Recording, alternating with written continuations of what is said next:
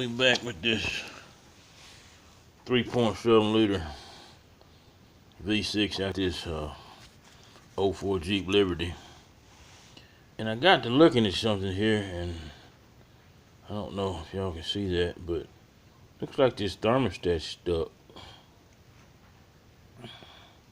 So I got a new thermostat. That's the new one. It just pops right down in there. And it has a little bitty, I don't know if you can see that.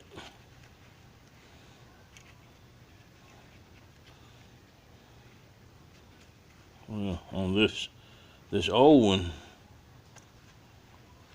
it doesn't have a tap, but the new one has a little tab that sits down in that little groove right there. I don't know if you can see that.